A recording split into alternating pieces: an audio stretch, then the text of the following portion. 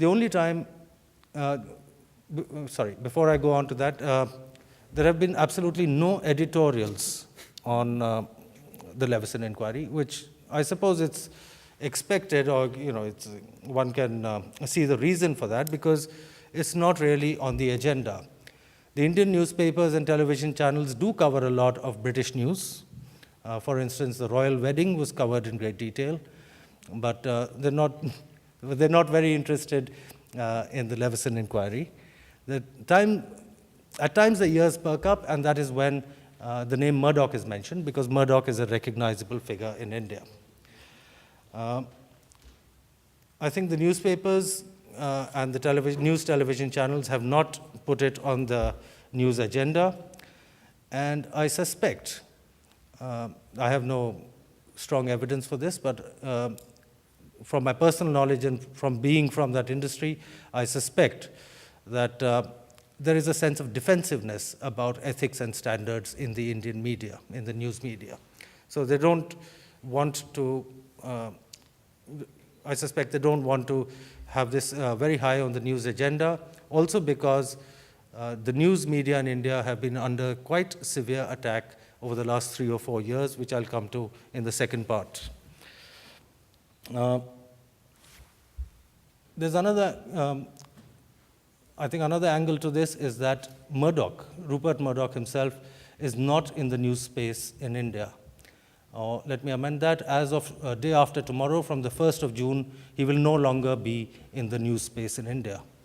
Rupert Murdoch had a 26% share in a company that ran 3 news channels in India, one in Hindi, the national language, another in the Eastern Indian language of Bengali, and one in the Western Indian language of Marathi. 26% is the maximum share that's allowed for a foreign investor to hold in a news venture. And Murdoch was part of a joint venture that that ran these 3 channels. Due to various reasons, and including the fact that an official statement from News Corp says, or Star News as it's called in India, says that the lack of control over the news agenda, being only a minority shareholder, and the lack of being able to influence politics in India is one of the reasons they've pulled out. There were other reasons of rivalry with the majority stakeholder, conflicting interests, joint ventures, and partnerships that each of the holders had with other players, which were in conflict with each other. So basically, the situation remains that because Murdoch is a recognized figure but not prominent in the Indian news space, because the newspapers and television channels may be a bit defensive about the whole issue of ethics and standards, and it's not on the news agenda, but it is being watched very carefully with a sense of envy by media observers. Okay, thank you. Sorry, I think there's a... Yeah. No.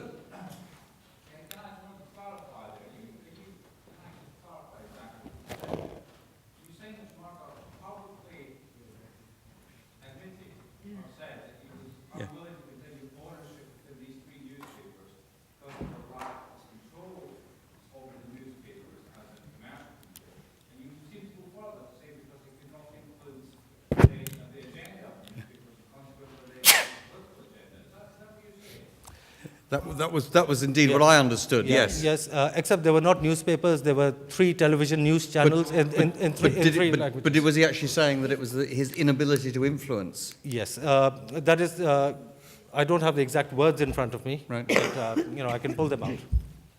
But because of the size of the shareholding did not give him the control? Right. He could not.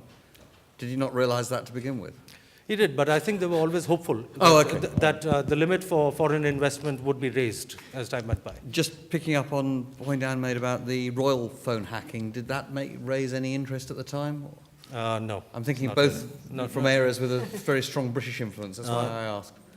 The royal phone hacking, I remember, was reported, but again by news agency reporters, and it typically appears as a single column item in the newspapers, doesn't find any mention in television. Great, okay. Brian. You're going to talk about some other parts of the world. Yes, a little. I mean, as you can tell, my perspective is really from here. I happen to be Irish, but this is my this is where I'm looking at it all from. But I have been thinking about the international dimensions of this from here, and I just sort of go through three that have struck me. One is if you follow the doings and sayings of Lord Hunt,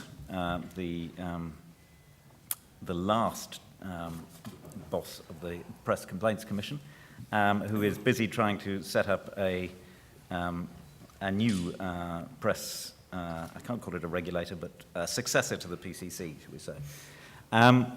And Lord Hunt, in conversation and in when he speaks publicly, is one of those people who says, warns us very strongly against statutory regulation on the grounds that it will turn us into Zimbabwe or Russia. And he makes the case that that the international community, and notably the Commonwealth, is watching very closely to see what Britain does next. Because, of course, if Britain goes down the statutory road, we will be setting an example to other countries which will move them, shift them, legitimize movements towards state regulation of the media elsewhere. At first glance, I'm, perhaps it's because I'm Irish, this seems to me amiably sort of post-colonial, a sort of a delusion about the rest of the way the rest of the world views Britain. It's also at second glance. But, I try to give him the benefit of some doubt. And I would think it is possible that there are countries or international organizations which would prefer if Britain did not go down the statutory road. So that is one sort of international element, and I'll come back to that. I have to say, my first and second thoughts seem to be validated by what we just heard. I don't get the impression that either Australia or India is waiting to see the outcome of our regulatory debate at the moment.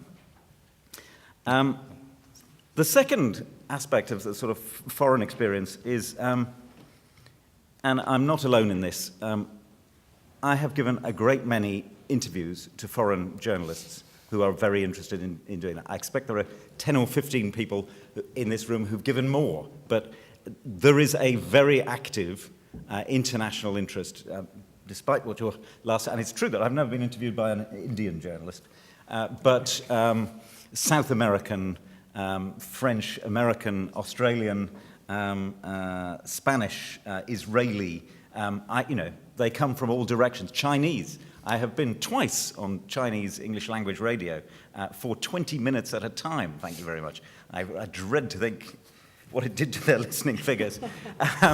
But, there is clearly, what you've heard about India is not necessarily typical. And I'd just recount one experience I had, which was very vivid, which was I was invited to speak at a conference in Sweden, and it was the annual conference of the Swedish Association of Investigative Journalists. And believe it or not, there were 600 delegates in Sweden. And I take no credit for this myself, but there was such an interest in this that I had to give my talk twice. All 600 of them, as far as I could make out, one way or another, heard the talk. And one of there was a little dialogue, and one of the things that came out of that was confirmed something that I had suspected from a lot of the interviews I'd given and the exchanges there, which is that foreigners, forgive me, but the people asking the questions, have an interesting perspective on British journalism, which may actually be better than or clearer than ours, because they already saw two kinds of journalism in Britain. They saw the flag-carrying, brilliant, world-leading journalism of brands like The Times, the BBC, The Guardian. They saw ITN. They know these brands, they respect them. And at the same time, they are fully aware that there are other brands which they simply do not understand and watch with the sort of bemusement of people visiting the zoo. They have seen British prime ministers arrive and give press conferences with their prime ministers and spend 3/4 of the press conference addressing some extraordinarily arcane tabloid agenda item about the sex life of a junior minister. And they're bewildered by it. And they're familiar with some of the royal stuff and that. So they do have a perception of two different kinds of journalism. And while I wouldn't draw the line, I think, where they draw the line, they see it as sort of pretty well half in half, I would be much more down so that the sort of weird zoo animal element is rather a small minority for me. But they do have that perception. And I think, in a way, in that sort of do they mean us sense, we can perhaps learn a little from that. And the third thing is something that I've written about, and it's sort of, if we could but see each other, see ourselves more clearly. In the evolving picture of the relationship between the news media, the police, and politicians, what we see is often has its moments as a sort of Berlusconi episode without the prostitutes, at least yet. If you look at Italy, in our sort of easy foreign journalism coverage kind of way, you see the country which Berlusconi took over because he had all the media power. And he was unaccountable because he had all the media power. And he had the political power to protect his business interests and to prevent himself being prosecuted or chased or whatever successfully for the various things he was accused of. And you see that sort of nexus between the justice system, the media, and the politicians created the Berlusconi. Well, how different is it here? How aware are we of how far down that road we went? And I think that's one of the things which Leveson has taught us, or is teaching us. The module at the moment is pretty vivid. That we, despite the systematic forgetfulness of so many witnesses, we do get a picture of a very unhealthy polity in that sense. So in terms of those three, I think that there are lots of sort of foreign interactions international interactions going on here. I think that when Leveson reports, we'll see reference to international models, I think it's absolutely healthy that he does look around and see what other countries are doing. And just finally, to come back to the question of freedom of expression, as aired, for example, by Michael Gove yesterday. And this binary idea that you either have statutory regulation or you have free expression. We are cleverer than that. We are perfectly aware.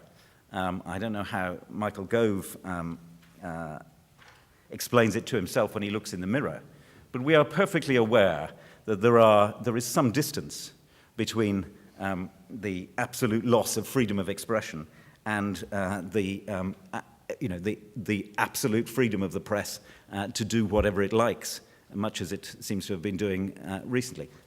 These things are all much more complicated than he presents. And the idea that we can be locked into a status quo which benefits a often corrupt media by the fear of doing something that might disrupt freedom of expression is completely misguided. Thank you. Thank you very much, Brian. I was going to say that you talked about this sort of separation, the way foreigners, that other people see it, I should say. Sorry, I'll be careful what I say. That this idea of the two sort of different levels. I mean, is that common? I mean, I'm thinking here, when I was last in Australia, the major story seemed to be about a member of one of the state cabinets sniffing a seat that an attractive woman had been sitting on. I mean, I don't think we're alone in this, are we? I mean, is that? Can you see that model in Australian media as well, or in Indian media in terms of this sort of two nations almost?